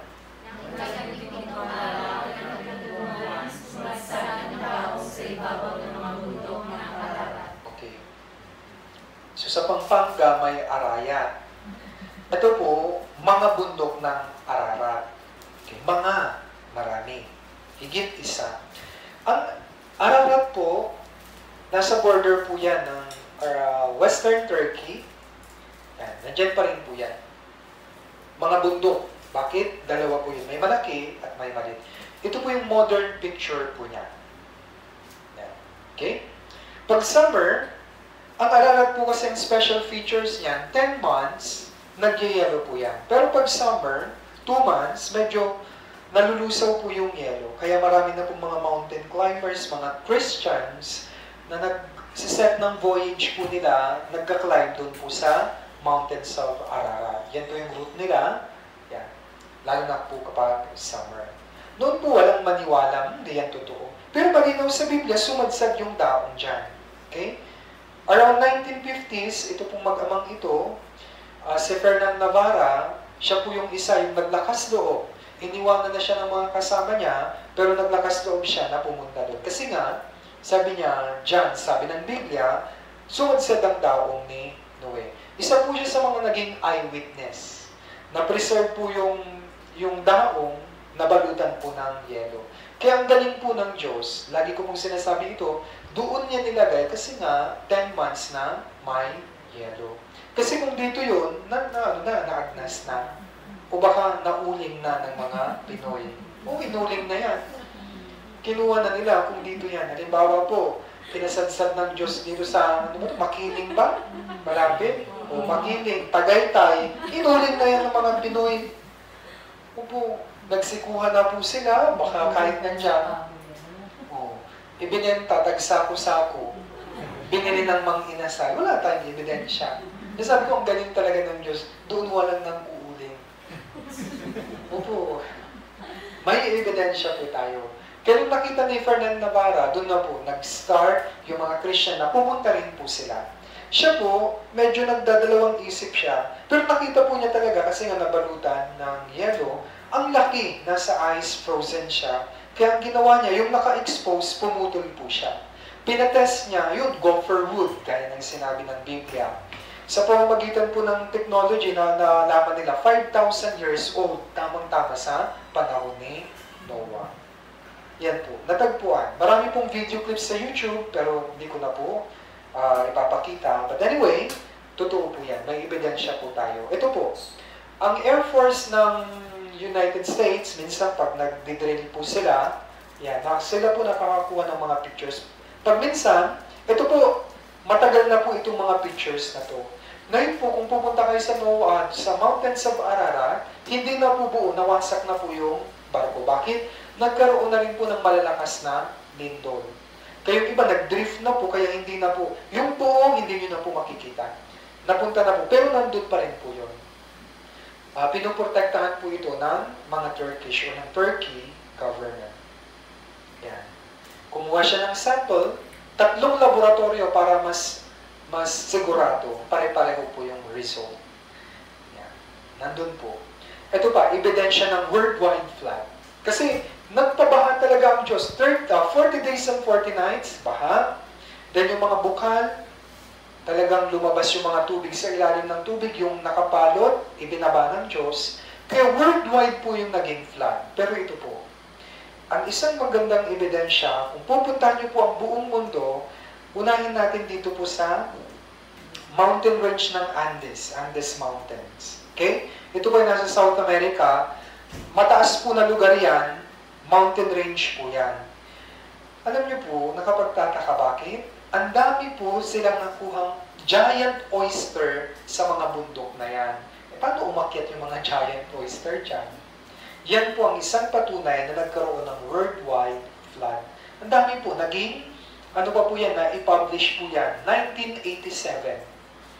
Nakuha po nila lalaking oyster. Nandun po, Andes po yan. Mataas po yan, mataas. Okay? Kaya, ebidensyang nagkaroon ng worldwide flood. Sa Amerika, okay? Grand Canyon. Tingnan niyo po yung mga markings sa land. Kung titignan niyo po, tourist attraction po yan. May guhi. Yun po yung pagbaba ng tubig. Ito po, worldwide flood evidence po yan. Sa Spain. Sa Spain po, mataas din pong lugar, pero marami pong mga fossil na mga sea creatures na nahanap. Paano makakapunta sa mga bundok yung mga yan? Wala pong nag-picnic doon, nagdagdala ng mga giant na mga imposible po yan. Yan po ang patunay na nagkaroon ng worldwide flood. And then sa Mongolia, malayo po sa dagat. Pero yung mga pink na dot yan, salty lake ang tawag. Dami po nilang asin. Kaya punta kayo doon, dami nilang asin. Yes. Salty lake. Bakit? Paano nagkaroon ng salty lake? Kasi nga, yung seawater, and then yung tubig na galing po sa itaas, humalo na po. Kaya naglakbay din po yung mga sea creatures noon, nung mataas pa yung tubig. Napunta sila sa iba't ibang panig ng mundo. And then, nung bumaba ng bumaba, hindi naman nila alam, bumaba na naiwan na sila doon. Naging fossil na po sila. Ito po, patunay yung salty lake. Yung lake po nila is salty. Isa sa atin, I am not sure yung pong Lake Cebu sa Mindanao. Medyo maalat-alat din daw, sabi po nila. But ito po, worldwide, ang dami po mga ebidensya. Marami pa po, kaya lang kulang ang oras, marami po kaming mga kagaya nitong mga compilation ng mga ganyan, mga evidences na naisulat sa history na nagpapatunay na may worldwide flood. Patunay po yan. Totoo po ang Noah's Ark. Yan. Kanina, mahaba ang buhay nila Adan. Yung pinakita ko po kasi may tubig pa. Ito po yung ibinagsak ng Diyos. Nawala na po yan. As a result, Yan, pumasok na po ang harmful rays, high frequency waves mula po sa araw. Kaya, tingnan nyo pa po, pag isa-survey po natin, yun po sa NOAA. Nangyari po kay NOAA yan. Ang sumunod na generation, bumaba na po yung lifespan. Ngayon, 70. Maswerte ka ngayon siguro, 70. Okay? Kung makabul mo pa yung 70. Ngayon, mababa na po yung lifespan natin. Bakit? Ang unang dahilan, wala na yung tubig. Binagsak na ng Diyos. Pangalawang dahilan, sa kasalanan po. Matindi na po ang kasalanan natin. Yung pinapakain sa mga baboy, sa mga baka feeds na easy money kasi. Money lagi ang problema. Feeds, para mabilis lumaki. But, may epekto po yun. Kaya maraming nagkaka-cancer. Sa, hindi ko pa alam, 3 weeks ago, meron pong balita akong nakita sa GMA, yung baka sa Nueva Ecija, nagulat ako, ang dami namang damo. Pero feeds ang pinapakain. Sabay kuha ng yung milk, and then kakainin natin yun. Sabi ko, buti na lang, save na ako. Yun na lang ang paraan. Yan na po, dahil po sa pera, yung pinapapasok po natin ay iba na po ngayon. Kaya ang buhay ng tao, yan, 70 na lang. Ulitin ko, maswerte ka kung maging 70. Yung mga, yung mga bata-bata ngayon. Yung mga iba noon, medyo okay pa. Pero, isasama ko na ang sarili ko, medyo bata-bata pa. Mahirap na tayong makareach siguro ng 60 o 70. Okay? Totoo po ito. Ngayon yung tubig, saan napunta? Of course. Ilumubog pala lahat. We have, ito po, sa verse na ito, sa Job 37, yung malawak na tubig mabilis na mumuo, kaya nga mayroon po tayo North Pole at South Pole. Kaya nga, di ba sabi na dahil sa global warming, kapag nalusaw yan, kahit na yung mga building sa Manhattan, sabi ng mga scientists, lulubog. Pero huwag po kayong mag-alala, nangako po ang Diyos. Wala ng worldwide flood. Bakit? Nagpakita ang Diyos ng rainbow. Sa Genesis, yun po yung tipan ng Diyos. Ipinakita niya kay Noe. Sabi niya kay Noe, pag nakita mo yung rainbow yan ang pangako ko na hindi ko nagugunawin ng mundo sa pamamagitan ng tubig. Kaya pag nakakita kami ng rainbow, nung bata ako, rainbow, wala lang. Pero nung alam ko na sa Biblia, biblical pala yan. Yan ang pinapakita ng Diyos na covenant, tipan. Hindi na niya wawasakin ng mundo sa pamamagitan ng tubig. Kaya yun po ang kwento behind ng rainbow. Wala pong kayamanan sa magkabilang dulo nun. Yan po ang turo ng mga mata-tanda. Meron akong lolo, totoo po. Apo, pag nahanap mo, may pag-asa tayong yumaman. Sa dulo niyan, maraming ginto. Hindi po yung totoo. Tipan po yun ng Diyos. Makakapal po. Sobra. Continent po yan. Diyan po nilagay ng Diyos yung tubig na yun. Yung iba, sabi po, sa kalaliman ng imbakan, Psalm 33 verse 7, ito po yung mga deepest part ng ocean po natin na hindi pa po nasi-search ng tao. Example po, yung Marianas Trench. Yung commercial airlines po ngayon, around 35,000 feet sa mga bumabiyahe lagi, ina-announce po yan, we are cruising, this is your captain. So, yan. An altitude of 35,000 feet. Ganyan. Dahil ng 35,000 feet, yun po sa Marianas Trench, ay napaka-lalim po. Kahit ilubog po natin yung Mount Everest, okay? Malaki Burj Khalifa sa Dubai, yun na po, napakaliit niya. Kung ikukumpara, ilulubog natin sa Marianas Trench. Ito po yung Alps. Then, yung Everest, yan, makikita niyo po. Kung ito po, sa animation na ito lang po yung Everest. Pero, ang lalim po. Kaya kahit kunin natin yung Mount Everest at ilubog doon, malulunod pa rin. Yan po. Sabi ng Diyos, dyan nilagay yung ibang mga tubig. Kaya nga malalim. Kalaliman ng imbakan. Yes. Totoo po ito. Ngayon ba yung aral? Mahalaga yung aral. Sa panahon ni Noe, winasak sila dahil ang mga tao masama na, tubig ang ginamit. Sa ating panahon ngayon, apoy naman po. Ito po yung nakakatakot. Kaya kami po walang tigil sa pagtuturo sa mga tao, mayroong nakaambang panganib. Maborn again sana kayo. Bakit? Papasok po yung pag-uukom sa pamamagitan ng apoy. Nasa Biblia po yan, 2 Peter chapter 3, verse 6 at 7. Nasa pamamagitan din nito, ang daigdig noon ay inapawan ng tubig at nagunaw. Sa panahon yan ni Noe, yan ang pinag-aaralan natin.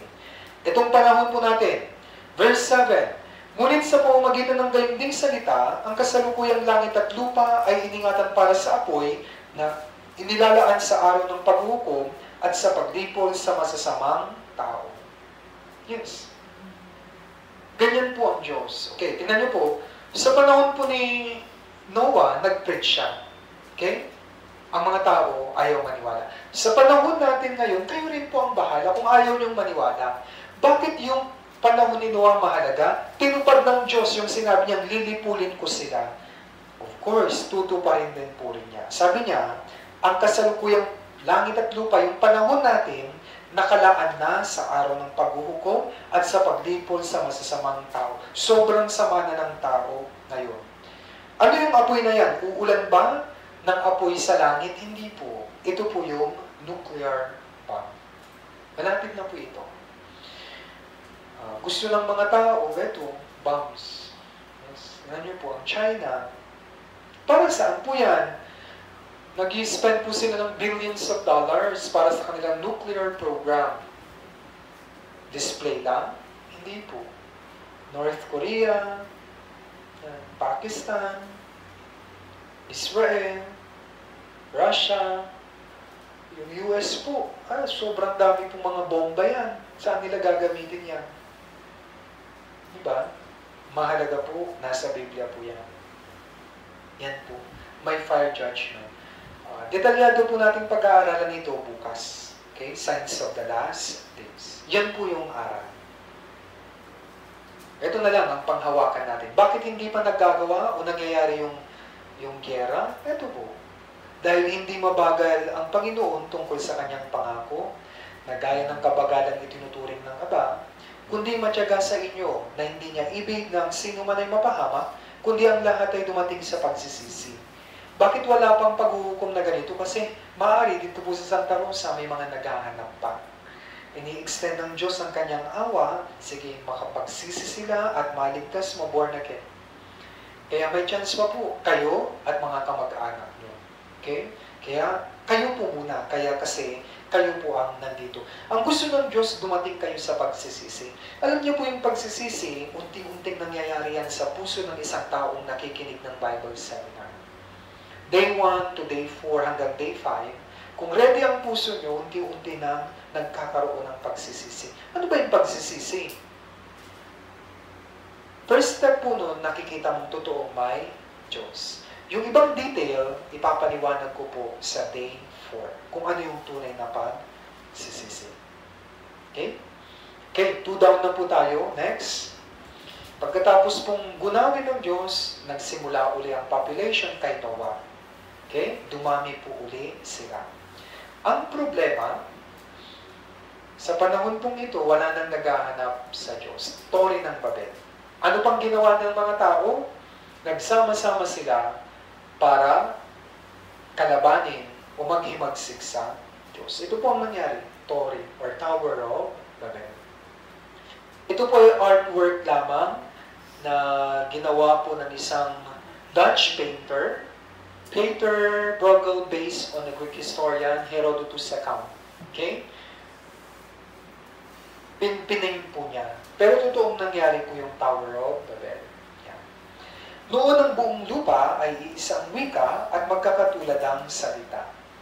Sa kanilang paglalakbay sa silangan, nakatagpo sila ng isang kapatagan sa lupain ng Shinar at sila'y tumira doon. Okay? Iisa yung wika noon, magkakatulad ang salita. Ano pong salita yun, Pastor? Hindi na po ni-reveal ng Diyos. But may isang root word, yun po yung salita ng mga tao. Okay. Eto na po. Nagtayo po sila ng tore. Sinabi nila, hali kayo, magtayo tayo ng isang lungsod at isang tore Nang taluktok nito ay hanggang sa langit at gumawa tayo ng pangalan para sa ating mga sarili, baka tayo magkawatak-watak sa ibabaw ng buong lupa. Nakita po ito ng Diyos, yung ginagawa po nila. Ito po ay pag-aalsa laban sa Diyos. Gagawa tayo ng pangalan para sa ating sarili. Sa tingin ko po, habang ginagawa nila ito, pinapakita rin ng Diyos yung pong bahaghari. Bakit? Pwede mo natin isipin ito, isang paraan na naman nila na parang pangahamon sa Diyos. Sige, magpapaulan ka ulit, tignan natin. Hindi na kami mamamatay. Mataas na to. Okay?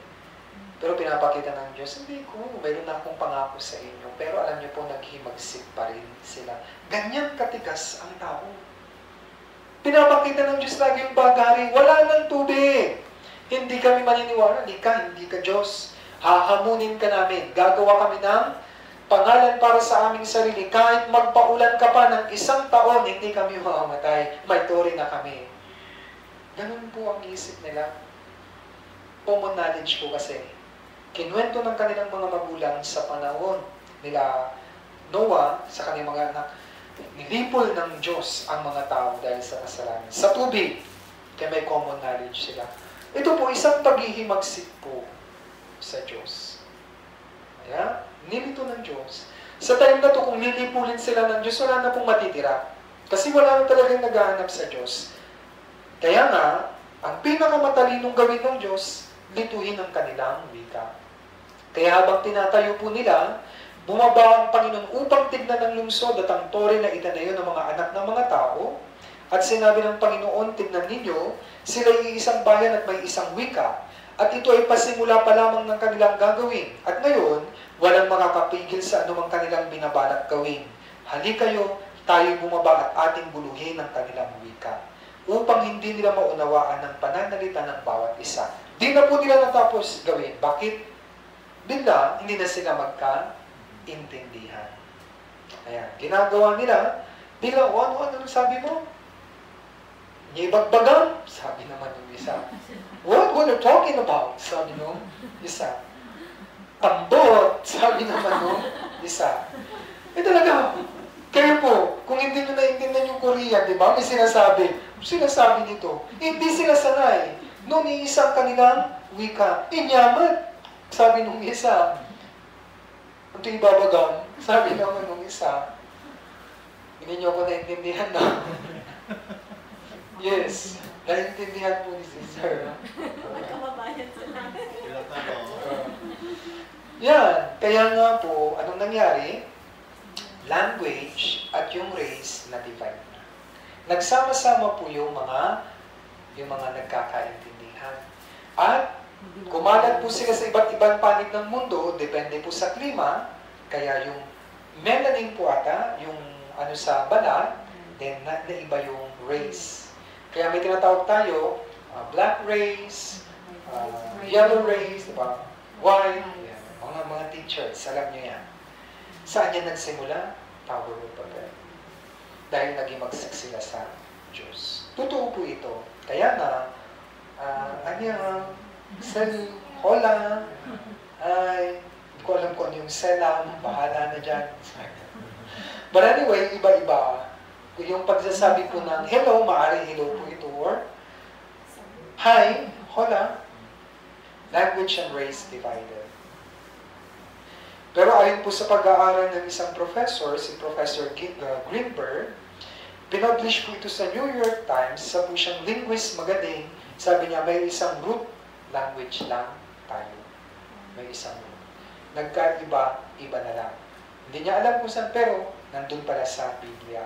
Doon nagsimula yung pagka-divide ng wika. Kaya nga, ibig sabihin po ng Babel, confusion. Confusion. Okay. Ito po yung site ng Tore ng Babel, hindi na po yan natapos. Totoo po. Tayo po mismo ang ebidensya. Kahit sa bansang Pilipinas, madaling maniwala kasi ang daming lingwahe, yung dialecto, di ba? Iba-iba po tayo. Kaya nahirapan din po yung mga missionary, yung iba, pag na-assign sa Bisaya, dami naman nilang Bisaya naman ang kanyang Totoo. Si Pastor Lee Tagalog kasi dito. Ewan ko lang, mapunta ito sa Bisaya. Mag-aaral ulit siya ng Bisaya. Kung pumunta siya Ilonggo, mag-Ilonggo. Okay, mahirap. Tower Babel, totoo po yan. Okay? So, pagkatapos po ng Tore ng Babel, kumilos ang Diyos. Kumilos siya, pinili po niya ang isang tao. Kasi hindi na, wala nang isip ang tao sa Diyos. Para hindi nila ako makalimutan, kukuha ako ng isa. Ang tawag sa kanya, ang pangalan ay Abraham. Yan na. Ito na po yung sa panahon po ni Moses, pero ito po ay nag-umpisa yung Red Sea Crossing sa pagkatawag ng Diyos kay Abraham. Okay? Nasa Genesis 12 na po tayo. Mabilis. Okay. Nung walang naghahanap sa Diyos, sabi ng Diyos, I will pick one person at ito gagamitin ko para siya ang magiging witness ko, siya ang magpapakilala sa akin sa mga tao. Kaya tawag po kay Abraham, pinanggalikan siya ng Israel, tawag sa kanila God's Witness, Jehovah's Witness. Sabi po, sinabi ng Panginoon kay Abraham, umalis ka sa iyong lupain, sa iyong mga kamag-anak, sa bahay ng iyong ama, at pumunta ka sa lupain ituturo ko sa iyo. Gagawin kitang isang malaking bansa, ikaw ay aking pagpapalain, gagawin kong dakila ang iyong pangalan, at ikaw ay magiging isang pagpapala. Okay, so yan po ang pangako ng Diyos kay Abraham. Tatlong bagay. Yung lupain na sinasabi, yan po yung lupain ng Kanaan. Yung bansa, yan po ang bansang Israel. Yung pagpapalang yan, ay ang Panginoong Jesus. Kaya ang tunay po na blessing ay hindi po pera, hindi po health, hindi po. Matatagpuan nyo ang tunay na blessing kay Jesus Christ. Sa Pilipinas, mahilig po tayo niyan. Halika po, magmamano. God bless you. Naisip ko noon, nakala ko, ganun pala yung pagkuha ng pagpapala. Kuha ka lang ng matanda. Kaya nga, tingnan nyo po, ang mga, tingnan nyo ang Pilipino, at kaiba, mahilig ang tao sa superhero, di ba? Naghahanap tayo ng tagapagligtas. Superhero. Sa ibang bansa, si Superman, si Spider-Man, si Iron Man, mayayaman sila, di ba? Pero dito, yung mga superhero, kailangan mo ng matanda. Isang ermitanya. Tinulungan mo kasi, binigyan kayo ng bato. Di ba? Yan. Ganun ang istorya po natin. Kaya, nung ako po hindi pa po ligtas din, pag may nakita po akong matanda, bunod, magbigay ka, mamaya may bigay na bato to sa akin. Kaya, pagka bigay ng limos, maghintay ka. Lola, mayroon bang agimat? Baka mayroon naman. Ganun ang mentality natin. We want hero, di ba? Gusto natin panoorin yung mga ganon. Pero, may totoong hero. Okay? Yung blessing na totoo si Jesus Christ. Bakit kaya may mentalidad ang taong ganon? Naghahanap sila ng magliligtas sa kanila. Huwag niyong hanapin sa movie. Nasa Biblia. Ang tunay na blessing ay si Jesus Christ. Ulitin ko po, okay, maganda yung health mo, may magandang bahay, pero ang tunay na blessing, hindi yun. Ang Panginoong Hesus-Kristo. Yan po ang sabi ng Biblia. Okay? Kaya yan ang tunay na pagpapala. Sana, ma-bless po kayo sa pamamagitan ng Bible Seminar na ito. Pag sinabi ko pong ma-bless, sana mapasa inyo yung kaligtasang ibinibigay ng Panginoong Jesus. Ito po ang short history. Okay? Promises kay Abraham. Nasa Ur po siya, modern era, pinapunta po siya ng Diyos, pinili siya ng Diyos, pinapunta po siya sa land of Canaan. Ito pong nangyari, 2000 BC po yan. Matagal na. Then Abraham bigat Isaac. Kaya kung 2000 BC ngayon, year 2020, 4,000 years ago, ang tagal. Nagkaanak po siya si Isaac. I-roll po natin. Si Isaac, nagkaanak po si Jacob. Si Jacob, nasa Biblia po yan. Okay? Si Jacob, nagkaroon po ng 12 anak na lalaki. Pero ang paborito po niya, yung pang-11 si Joseph. Ginawan pa po niya ng isang damit. Yung kanyang mga kapatid, medyo nagalit sa kanya. Nainggit po talaga sila. Kasi ito po si Joseph, lagi rin pong nananaginip. Okay? Kinukwento niya sa kanila. Paborito siya ng tatay niya at mapanaginipin. Kaya sabi ng Biblia, Joseph the Dreamer. Sinabi niya, alam niyo, napanaginipan ko yung bigkis ko at mga bigkis niyo. Lahat sila yumuko sa akin. Alam niyo, napanaginipan ko yung araw, yung daigdig, yumuko sa akin. Anong ibig mong sabihin, pati ako? Sabi ng tatay niya. Yung mga kapatid niya, lahat kayo yumuko. Kaya medyo na-asar sila, mayabang to One day, nakakuha po sila ng time, ngayon, gusto nilang patayin. Kaya lang, nandun po yun, kasama siya ng Diyos, kaya nag-end up po sila na ibinenta po nila sa mga merchant. Mga Ismailita, sabi ng Biblia. And then itong mga to, talagang binenta po siya bilang alipin sa Egypt. Sarili po niyang mga kapatid ang nagbenta po sa kanya. Kaya ito po si Joseph, naging alipin po siya sa Egypt. Marami siyang paghihirap. Sa murang edad, naging alipin po siya, pinagbintangan ng rape, ikinulong po siya. Pero yun ang pagkilos ng Diyos. Bakit? Sa kulungan, nakilala po niya yung mga paraan, o nagawa niya yung mga paraan para makawala siya at maging prime minister siya. Okay? Time came, kaya niyang mag-interpret po ng dreams. Yan, sabi niya, yuyuko kayo. And then, nung siya po ay nasa Egypt na, may kakayahan po siyang mag-interpret ng dream one day na nanaginip po yung hari. Masyado siyang nabagabag. Yung panaginip po niya, may mga malulusog na baka, 7, bigla, may lumitaw na pangit na baka, kinain nila yung malulusog na baka. Ano kaya yun? May uhay na malulusog, kinain sila ng payat at pangit. Ano kaya yun? Naulit, sabi niya, 7. Kaya, tinawag po nila, ito pong si Joseph. Sabi niya, mahal na hari, ito po ang kahulugan ng panaginip. 7 years tayo, magkakaroon ng masaganang ani, pero papasok after ng 7 years, tagtuyot. Sabi niya sa hari, yung pag-uulit, baka at yung pong tanim, yung uhay, ibig sabihin nito, mabilis na itong gagawin ng Diyos, mahal na hari. Kaya ito ang mungkahi ko. Maghanap kayo ng maglilid sa atin para mag-ipon muna ng pagkain. Para meron tayong source, kasi buong daigdig ito, sabi niya. Pagkatapos ng 7 years na masaganang ani, tagtuyot naman. Kaya yun ang ginawa. Sabi ng hari, walang gaya mo, nasa iyo ang karunungan ng Diyos. Kaya, binigay po sa kanya, ginawa siyang prime minister. Okay? Kaya naging second to the highest. Yun na. Nung nagkaroon na po ng taggutom, yung kanyang mga kapatid, pumunta. Nung una, hindi na nila nakilala. Bakit? Yung way na po niya, parang nag-iba na yung itsura niya. Okay? Egyptian way na kasi. Kaya, kumuha po sila ng pagkain. Nakita niya, hindi siya nagpakilala, hindi nila nakilala. Okay? Pero, syempre, dahil kamag-anak niya, pinagtapat niya po, ako yung kapatid ninyo. Pero ito sabi niya, huwag kayong mag-alala. Sinugo ako ng Diyos dito in advance para iligtas ang mga tao. Doon po nanggaling yung term na, you meant it bad, but God turned it into good.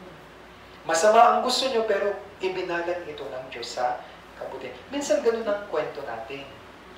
May nandidisgrasya, nagkakaano, pero yun ang way ni God para lumapit kayo sa Kanya. Itong pandemic, I think, isang way ito para kayo kunin ng Diyos at mapalapit sa Kanya. Okay? Anyway, dito, naging Prime Minister po siya. Okay. First 30 years ng kanyang panunungkulan, okay. Kilala siya. Sabi sa mga kamag-anak niya, nag-request siya sa Faraon, yung pong hari, yung aking mga kamag-anak, papupuntahin ko na sila dito na sila maninirahan. Kaya sabi po ng king, sige, sa inyo. Binigay po sa kanya yung Goshen. Kasi yung mga Egyptians, hindi sila nakakipaghalibwilo sa mga, yung mga Hudyo, mga Israel. Kaya kinuha po nila yung part na yun, doon po sila dumami. Ngayon, nung namatay na siya, namatay na rin yung king, new generation, may bagong king na na-threaten po siya. Dumadami na sila. Baka makipag-alyansa sila sa ating mga kalaban at tayo ay sakupin. Kaya nag-decide po sila, patay na po noon ang hari at ni Joseph. Ano pong nangyari? Ginawa po silang slaves. Nanirahan po sila 430 years sa Egypt, yung 400 years pagiging alipin. Sila po ang ginamit ng mga tagapaglingkod, naggawa ng mga pyramid na yan, yung mga famous structures sa Egypt. Yan. Sa hirap po nila, naalala nila yung pangako ng Diyos kay Abraham. 400 years hirap na sila. Humingi sila sa Diyos ngayon na magliligtas sa kanila. Sabi po sa Biblia, narinig ng Diyos ang kanilang sigaw, pagmamakaawa. Kaya, sa 400 years ng slavery life, eto na. Nagutos ang hari noon sa panahon ni Moses na patayin kapag may isisilang na batang lalaki. Pag babae, bubuhayin, pero pag lalaki, itatapon sa ilog o papatayin. Pero, itinago po si Moses ng kanyang nanay. Okay? Sabi ng Biblia, maganda na lugod ang Diyos sa kanya. Ibang bata si Moses. Kaya itinago po siya, kaya lang nung hindi na maitago, kasi papatayin talaga yung bata, yun ang utos ng hari. Kaya ipinaanod po siya sa Nile River. Kaya, di ba, ang ibig sabihin ng Moses, drawn out, kinuha mula sa ilog. Doon po siya nakita ng prinsesa. Kaya inampun po siya na habag sa kanya yung prinsesa na naging Prince of Egypt si Moses. Okay? 40 years, kaya lang alam niya kung sino siya. Bakit? Habang siya po ay ipinaanod, yung kanyang kapatid na si Miriam yun, siya po ay tumingin, and then nung nakita po ng prinsesa ito si Moses, bawal mag-alaga. Kaya ang pag-aalagaan rin, Hebrew. Alam kasi, Prince, ang batang ito, anak ito ng Hebrew, mga Hebrew. Naawa siya. Kaya magkuha kayo ng mag-aalaga. Alam niyo kung sino mag-aalaga? Mismong nanay niya. Yun po ang inirekomendang mag-aalaga kay Moses. Kaya yung nanay niya, si Jochebed, siya nagsabi, hindi ka talaga prinsipe. Kamag-anak mo kami, kami ang iyong bayan. Kaya alam niya ni Moses, one day, gusto niyang iligtas sa pamamagitan ng kamay niya ang Israel, nakapatay siya. Anong nangyari? Nagtago po siya, umalis. Doon na po niya na-meet ang Diyos. Nung siya po ay nasa wilderness, doon niya na-meet ang Diyos sa bundok ng Sinai. Nakita niya po yung isang tanawin, punong kahoy mababa, pero hindi siya nauubos, pero may apoy. Doon siya tinawag ng Diyos. Isusuko kita sa Egypt para iligtas ang mga kababayan mo, ang aking bayang Israel. Alam niyo po yung kwento, pinapanood po natin yan tuwing mahal na araw. Kaya siya po, nagbigay po ng 10 salot ang Diyos doon po sa Egypt. And then, nung hindi na kaya ng hari, hinayaan niya po silang maglakbay. Ito po yung ruta nila. Yan po yung Gulf of Aqaba. Yan po yung proposed site ng tinatawag na Red Sea Crossing. Yan. Sa Exodus 12:40-41, ang panahon na nanirahan ng mga anak ni Israel sa Ehipto ay 430 taon. Sa katapusan ng 430 taon, nang araw din iyon, ang lahat ng mga hukbo ng Panginoon ay umalis sa lupain ng Ehipto. Umalis na po sila. Okay, ito po yung Gulf of Aqaba. Yan. Mahirap po yung dinaanan nila, yung ibang dinaanan po nila, tawag dyan, wadi. Kaya daanan po yan ng tubig. Yan. Kaya sila napunta po dito. Ito po sa map sa taas, top view, dyan po sila. Tumawid. Hinati ng Diyos ang dagat pula. Red Sea Crossing. Kaya dito sa Exodus 14:21, pagkatapos iniunat ni Moses ang kanyang kamay sa ibabaw ng dagat, at pinaghiwalay ng Panginoon ng dagat sa pamamagitan ng isang malakas na hangin mula sa silangan sa buong magdamag. At ang dagat ay ginawang tuyong lupa at ang tubig ay nahawid. Kaya natawag Red Sea Crossing. Ayan. Okay.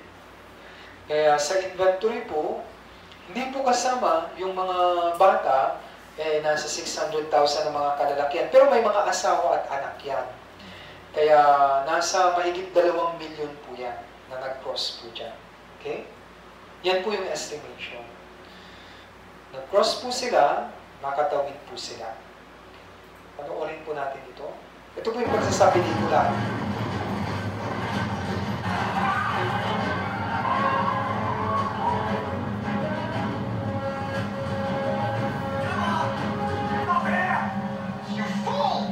Trap, you've led us into a trap. What kind of leader are you? You'll have us killed all! Enough!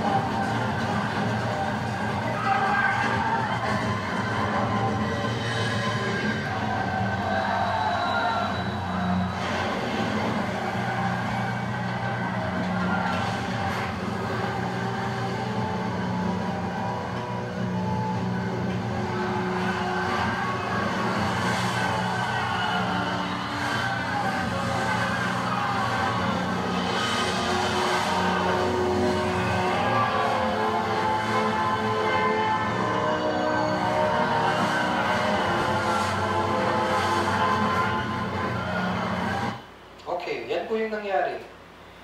Hinabol sila, pero namatay po yung mga humabol na mga Egyptian soldiers. Sa Hebrews 11:29, sa pananampalataya tinahak nila ang dagat na pula na tulad sa tuyong lupa. Ngunit nang tangkain ito ng mga Ehipto ay nalunod sila. Mahalaga pong verse na ito.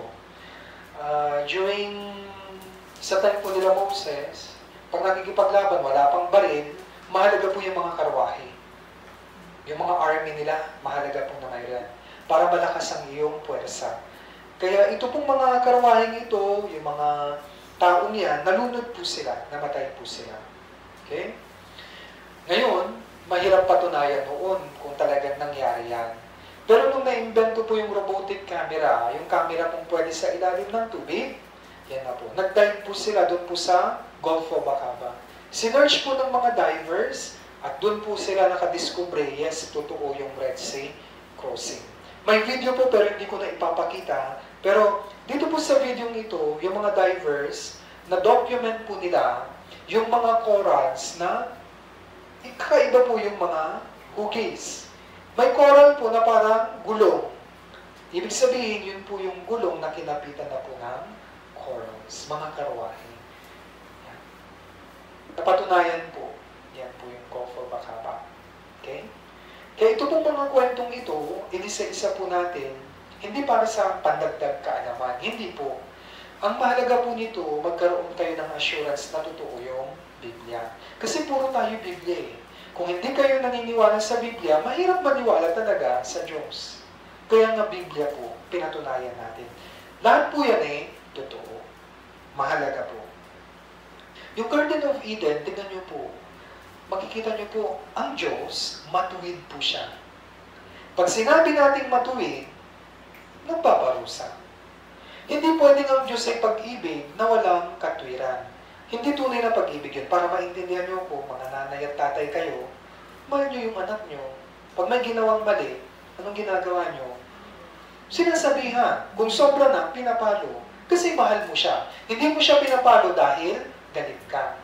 Pero, mahal mo siya. Yun ang ibig sabihin ng pagiging righteous. Righteous po yung Diyos. Garden of Eden, may kasalanan, meron pong judgment. Labor and death. Noah's Ark, word, wine, flood. Sa Tower of Babel, language, race divided. Sa Israel, magpapatuloy po ito bukas hanggang bukas. Makikita niyo po sa history nila, nagkaroon po ng napakahirap na parusa ang Diyos. Bakit ko po ito pinapakita? Kasi yan po ang pundasyon ng katotohanan ng Diyos. Sa awit 89 verse 14, katwiran at kahatulan ay patibayan ng iyong luklukan. Kagandang loob at katotohanan ay nagpapauna sa iyong mukha. Para mapatunayan niyo pong totoo ang Diyos, dadaan po kayo dito. Malaman niyo, matuwid siya. May kahatulan siya. Then, pero may kagandahang loob din po siya. Magkatambal. God is just. God is love. Dalawa po yan. Just po siya. Ibig sabihin, matuwid. Nagpaparusa. Pero, mapagmahal din po siya. Kaya yan po sabi, righteousness, mas maganda sa English, righteousness and justice are the foundation of your throne. Mercy and truth go before your face. Bakit ko po pinakita ito? Para mas maintindihan nyo ang talatang ito, ito po yun. Maraming tao, hindi nila alam ang katotohanan ng Diyos, kaya nabubuhay lang sila. Anong isip ng mga Pinoy? Awa ng Diyos, Pastor. Nailigtas ka na ba? May awa ang Diyos, Pastor. Kahit din ako pumunta dyan, may awa ang Diyos, Pastor. Hindi po. May awa siya, pero nagpaparusa siya. Kaya wala silang pakialam sa salita ng Diyos, kasi yan lagi. Sama po kayo sa Bible Seminar. Hindi na po, Pastor. Ito mga anak ko na lang. May awa ang Diyos, Pastor. Parang gano'n. Dapat malaman nyo, totoo ang Biblia, mayroon pong kahatulan na naghihintay sa mga tao. Yan po ang pundasyon ng katotohanan ng Diyos. Kaya nakita nyo po sa history, pag may kasalanan, may judgment ang Diyos. Garden of Eden, totoo. Noah's Ark, totoo. Tower of Babel, totoo. Red Sea Crossing, totoo. Totoo rin po na may langit. Totoo rin po na may impyerno. Yun po yung mahalagang aral. Bakit maraming tao, hindi sila takot, wala silang isip sa impyerno kasi akala nila walang impyerno. At yung iba naman naniniwalang may impyerno, pero ang laging sinasabi, siguro naman may awa ang Diyos. Imposible. Hindi po pwede. Okay? Kailangan mong lumapit sa Kanya. May paraan. Okay? Kaya, pinakamaganda, tuloy-tuloy. See you tomorrow. Okay? Kaya magpatuloy lang po kayo. Ulit-ulitin ko po. Kahit na nakapanood na kayo ng ilang beses, sana sa isip nyo, newcomer ako ngayon. May bago akong matutunan. Kaya marami pong salamat sa pakikinig. Sana ngayon nagkaroon kayo ng kasiguruhan sa puso. Totoo talaga ang Biblia. Walang halong biro yan. 100% totoo. Okay, tayo pong lahat ay manalangin. Let's pray. Dakilang Diyos na mga pangyarihan sa lahat, may hawak ng kasaysayan, pinatunayan mo po uli, Panginoon, ang katotohanan ng iyong salita. Sa pamamagitan ng mga ebidensya, mayroon po kaming mga patunay na talagang magsasabi, may Diyos, buhay ang Diyos, at totoo ang Biblia. Subalit alam po namin sa aming sarili, Panginoon, na makasalanan din po kami. Ngayong araw, sa mga kasalanan na ginawa ng tao, sa iba't ibang henerasyon, may karampatang parusa ka po. At sa amin po na nabubuhay sa katapusan ng panahon, sinabi mo po na may paparating na paghuhukumang Diyos sa pamamagitan ng apoy.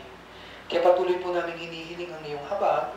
Pagtiyagaan niyo po kami, Panginoon, hanggang sa matapos ang Bible Seminar. Kayo na po ang bahalang magpalambot sa puso ng bawat isa. Nawa, Panginoon, magpakumbaba ang bawat isa upang maunawaan po na talaga nila ang tunay na pagsisisi at yung kasiguruhan ng kaligtasan.